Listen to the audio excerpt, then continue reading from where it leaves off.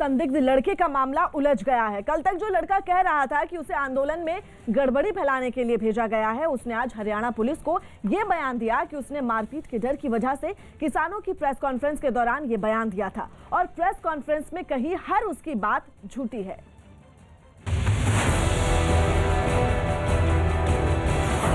किसान प्रदर्शन का 59वां दिन। आंदोलन में किसकी साजिश? किसानों को उकसाने का प्लान।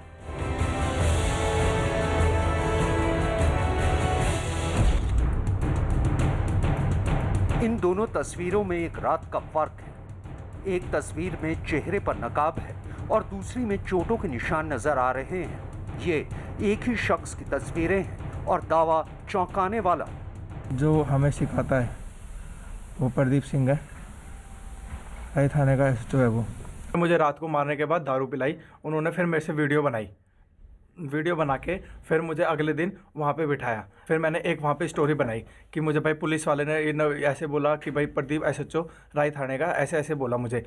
हरियाणा पुलिस की गिरफ्त में मौजूद इस शख्स ने पहले आरोप लगाया कि उसे किसी पुलिसकर्मी ने इस बात के लिए धमकाया था कि वो आंदोलन के दौरान गोली चलाने की बात कहे। शुक्रवार को किसानों की प्रेस कॉन्फ्रेंस में उसने अपने बयान में किया था ये दावा। हमारा प्लान ये था कि जो 23 तारीख को है, 23 तारीख को जो हमारी दिल्ली से टीम आई थी, उसने दो जगह दो जगह हथियार दिए हैं।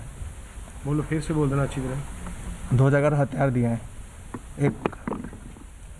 एक माखन भोग के पास और दूसरा वो गली में। ठीक है, हमारा प्लान ये था कि जो से होगी, जैसे 26 तारीख को बढ़ने की कोशिश करेंगे तो पहले जो लाइन होगी उसमें क्या होगा, जैसे जो गन चलाएगा, जो सबसे पहले दिल्ली पुलिस इनको रोकने की कोशिश करेगी, जो गन चलाएगा सर, वो ये होगा कि पहले हम शूट करेंगे, पहले रोकने की कोशिश करेंगे। अगर ये बाई चांस नहीं रुकते तो इन पे शूट होने का ऑर्डर है। कुछ सुना आपने?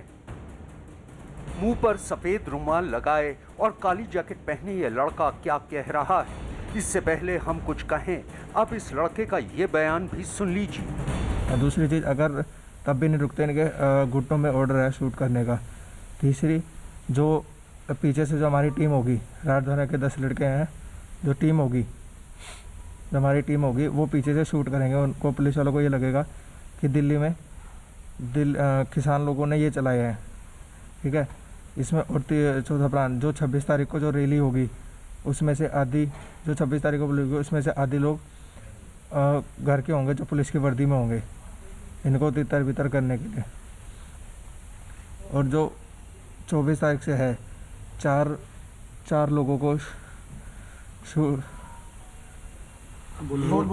आराम से स्टेज पे जो 4 लोग होंगे, जो स्टेज पे 4 लोग होंगे उनको शूट करने का प्रोग्राम वो है।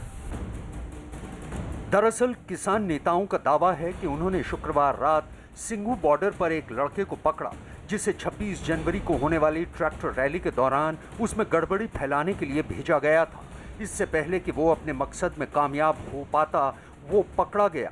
इस संदिग्ध लड़के को पकड़ने के बाद किसानों ने उसे पुलिस के हवाले कर दिया, लेकिन अगले ही दिन यानी शनिवार सुबह कहानी में नया मोड़ आ गया।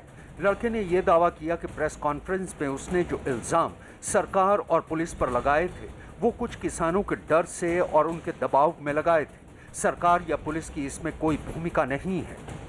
आगे जाके उन्होंने ये कहा कि योगेश, जैसे हम तेरे को बोलेंगे, तेरे को प्रेस के आगे वहाँ बोलना है, तो काफ़ी सारे साथ थे। फिर मैंने एक वहाँ पे स्टोरी बनाई कि मुझे भाई पुलिस वाले ने ऐसे बोला कि भाई प्रदीप एसएचओ राय थाने का ऐसे बोला मुझे कि भाई ऐसे टीम है ना, मेरे 10 लड़के आएंगे, फायरिंग करनी है 26 तारीख के बाद, ये करना है। फिर मैंने वैसे ही बोला कि मैंने कहा अगर छूटना होगा तो मुझे इसके लिए झूठ का सहारा लेना पड़ेगा, और वहाँ जाके जैसे मैं पुलिस को बता दूंगा कि उन्होंने मेरे से ऐसे बर्ताव करा। फिर मुझे वो अलग से रूम में ले गए, अलग से रूम में ले जाके उन्होंने फिर मुझे समझाया कि यार योगेश, अगर तेरे को बोल देगा तो हम रात को छोड़ देंगे। उन्होंने मुझे ये शो नहीं होने दिया कि हमने पुलिस को कंप्लेंट दे दी है तेरी। फिर उन्होंने जब प्रेस के आगे मैंने बोला तो उन्होंने मेरे पीछे से गर्दन पर एक चुटकी भरी थी ऐसे। सिंघू बॉर्डर से पकड़े गए शख्स का नया वीडियो सामने आने के बाद कई सवाल खड़े हो रहे हैं। क्या सरकार से बातचीत खत्म होने के बाद आंदोलन को भड़काने की कोशिश की गई? आखिर क्यों उस शख्स को मार पीट कर बयान दिलाने के लिए मजबूर किया गया? क्या बयान दिलवाकर आंदोलनकारी किसानों को भड़काने की कोशिश की गई? ये ऐसे सवाल हैं जिनका जवाब अभी आना बाकी है। इस मामले पर किसान नेताओं का आरोप है कि उनके आंदोलन को तोड़ने और 26 जनवरी को उनकी ट्रैक्टर रैली के दौरान गड़बड़ी फैलाने की साजिश रची गई है। फिलहाल हरियाणा पुलिस मामले की जांच कर रही है। अभी तक की जो प्रिलिमिनरी जांच हुई है उसमें ये चीज़ें आई हैं कि सबसे पहले जो एलिगेशन था कि कोई एसएचओ राई इंस्पेक्टर प्रदीप का एलिगेशन था कि जी कोई किसी ने उसने उसकी टास्किंग कर रखी है। तो सबसे पहले तो हमारे पास ना तो कोई प्रदीप नाम का इंस्पेक्टर ज़िले के अंदर है और ना ही कोई प्रदीप नाम का मुलाजिम राई थाने के अंदर है। दूसरा, कुछ उसके अंदर एलिगेशंस थे कि इसके पास लैंडलाइन नंबर से कुछ कॉल्स आती थी, तो वो भी बिल्कुल किसी भी उसकी हमने कंप्लीटली उसकी डिटेल्स सारी हमने निकाली हैं। ऐसा कोई भी सबूत नहीं आया। अभी तक की जांच के अंदर कोई किसी टाइप की वेपन्स की बात सामने नहीं आई। जो इसने उसमें कहा था कि जी 10 बंदे और हैं, कोई 50-60 युवक और आ रखे हैं, ना इसकी किसी भी मतलब जो पूरी इसकी CDRs का एनालिसिस हुआ, इसके जो जिनके साथ भी इसने पूरे पिछले कुछ दिन स्पेंड किए उन सब से पूछताछ में ये ऐसी चीज़ें कोई भी पुष्टि नहीं हो रही उनकी। और इसका कहना है कि मेरे साथ मारपीट की गई और बाकी इसके हमने जब जैसे ही हमें हैंडओवर हुआ था तो हमने इसका मेडिकल वगैरह इसका करवाया है, जिसमें डॉक्टर साहब ने इसको कुछ इसके निशान बॉडी के ऊपर पड़े हुए हैं, ख़ास तौर पे बैक के ऊपर। तो इसके नील वगैरह पड़े हुए हैं, लाछें पड़ रखी हैं। तो वो इसका कहना है कि मेरे को वहाँ पे कुछ लोगों ने इसके साथ मारपीट की और इसके ऊपर जिसके कारण ये इसने डर के मारे ये सारे बयान दिए वहाँ पे।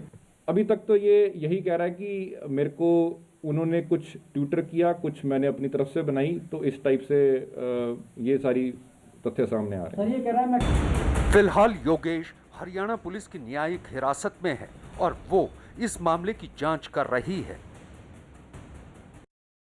कोरोना महामारी ने आपसी सहयोग की भावना को एक नई मजबूती दी है ताकि पूरा देश एकजुट होकर इस संकट का मुकाबला कर सके। कोरोना के खिलाफ दुनिया का सबसे बड़ा टीकाकरण अभियान भी शुरू हो चुका है और हम सबको मिलकर इस वायरस को हराना है और इस लड़ाई में नेटवर्क 18 भी हर कदम पर आपके साथ है। हमारे अभियान संजीवनी अ शॉट ऑफ लाइफ का भी यही मकसद है कि कोई सुरक्षित नहीं अगर हर कोई सुरक्षित नहीं।